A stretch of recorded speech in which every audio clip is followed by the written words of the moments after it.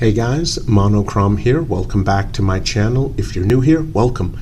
Genuinely good to have you. Today, I wanted to highlight a very old, very traditional, and very obsolete pocket knife pattern. This is the doctor's knife. Now, in the 1800s, in the extremely early 1900s, back when America was still mostly a rural nation, you didn't have huge centralized hospitals. You had doctors who absolutely made house calls. If you were a doctor, you were expected to travel. You made house calls. There was even a horse and carriage design specifically made for traveling doctors. And that's just how it was back then. And these individuals had big black leather bags where they kept all of their tools, and they traveled with those tools to visit various patients in their homes. And this was one of the things that doctors would carry. This is the doctor's knife, and this specific one is the Buck Model 228. Now, some of you who are subscribed to my Dauntless ASMR channel, you saw this knife in my recent Citizen Red ASMR video. But let's take a closer look at it here. Again, this one made by Buck. Now, the scales look as though they're made from a beautiful, rich brown wood. Nope, those are very smooth bone scales that have been dyed this gorgeous brown color. And this thing has primarily three features that make it a doctor's knife from way back in the day. The first, and the Buck 228 does have a half stop feature. This is a slip joint. The first is a main blade, and that blade does look rather long. It's only 3 inches long. It looks a little bit longer because it's a rather narrow blade. Now, this was used for a bunch of general cutting chores. Nothing really specific. My research shows that although this could be used as like an emergency scalpel, maybe a doctor is visiting someone, and while he's there, someone very close by maybe gets bit by a rattlesnake. Okay, we need to make an incision in order to help get that poison out. So yes, it could be used as an emergency scalpel if a situation happened right then and there when the doctor was visiting someone. But no, that's not very likely at all. The blade was just used for a number of different mundane cutting chores, like any other traditional slip joint pocket knife. Although this type of knife would most likely be carried in that big black leather bag. So that's the first feature. The second one, I'm not going to open it up quite yet. I want to show you the bolsters. Now, the top one is somewhat squared off. The bottom one is really squared off. Now, even though it's a little bit rounded on the sides, you can clearly see the square pattern of this lower bolster. And yes, all four of these corners are rather sharp. So that's another reason why a doctor probably wouldn't carry a doctor's knife in his pocket, because those sharp corners will start eating through a pocket lining, even on a modern day pair of pants. So why was this bolster so aggressively squared off? Well, some patients simply, even nowadays, can't swallow large pills. We're talking children, we're talking the elderly. You have patients who just can't swallow large pills. So what does the doctor do? Well, he's not going to walk around with a mortar and pestle to basically crush the pills into a powder form.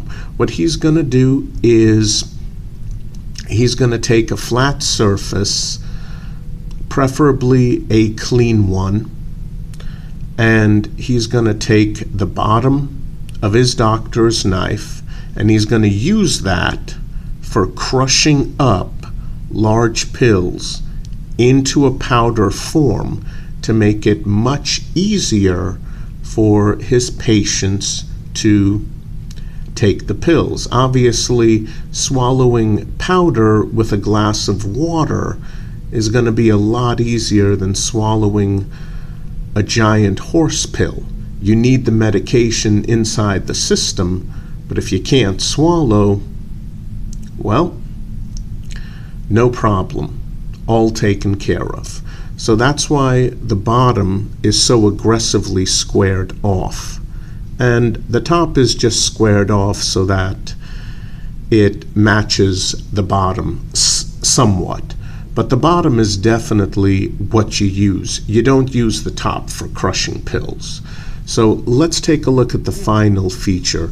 Now, there are some doctors' knives that only have the main blade and this bottom bolster, and they're also called doctor's knives. So you get a single blade only. But most traditional pattern doctor's knives also feature one of these, and there's the half stop kicking in again, a spatula.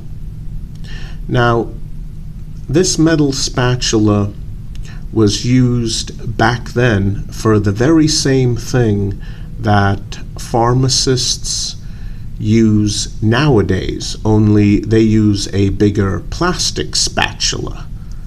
Yep, for counting pills. That was the main thing. Now, something like this could also be used as a tongue depressor.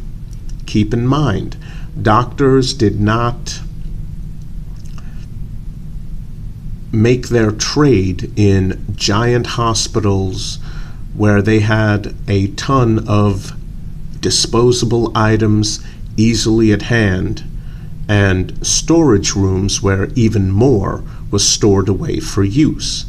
You just didn't see doctors traveling around with several huge, large bags containing disposable medical supplies. So this spatula, and it's not sharp at all, not at all. This spatula could be used as a tongue depressor, and hopefully your doctor was very meticulous about keeping his doctor's knife clean. And sometimes doctors would crush a pill into a powder form, and perhaps if they were dealing with a child who just didn't want to swallow even powdered medicine because it tasted yucky, well, that powder could be put into a small cup, put some fruit juice in it, maybe a bit of lemonade, and then this could be used to stir it. Again, as a tongue depressor and something to stir medication into a drink, you'd hope that the doctor who showed up at your house kept this particular tool very clean. And that's it, really. Just 2 blades and the squared off bottom for turning pills into powder. That's the doctor's pattern. And this particular one, again, the Buck Model 228, very reasonably priced. Lately, I found that doctor's pattern knives are surprisingly expensive. Seriously. I tried finding a good example of one for my collection, and thankfully I found this one, very reasonably priced at only $26, but I was finding doctor's pattern knives at like, $60, $70, close to $100, maybe over. I'm like, what's going on? And on the opposite end of the spectrum, I found some really cheap garbage. I mean, it's like, okay, you can either have a doctor's knife that's cheap garbage that can't even hold an edge and maybe is missing the spatula feature, or you can have one that's horribly expensive. Like, why? What happened to all of the reasonably priced ones? Honestly, this was the best one I could find, reasonably priced, $26, made from good quality steel. And I mean, of course, made in China. As usual, guys, specs in the description box below. Please check that out. So this is really a nice pattern, and it's from a bygone era. You just don't see doctors walking around with big black leather bags that contained all of their tools. You don't see them making house calls, and you don't see them carrying something like this. Yeah, you just don't see that anymore. I mean, is it a good pattern for those of you out there who like to EDC traditional pocket knives? Is it a good pattern for that? Well, no, not really. I mean, the spatula feature is basically useless nowadays. And yeah, those corners on that bottom bolster, those are going to eat through your pocket lining. A doctor's knife, very nice knife. This particular one, gorgeous. It doesn't cost an arm and a leg, and I keep it in my collection. It's a reminder of an earlier time when life was a lot simpler. And yeah, I like it, but nowadays, not very pragmatic. Okay guys, that's it for today. Hope you enjoyed the video. I'll see you next time. Please continue to stay safe.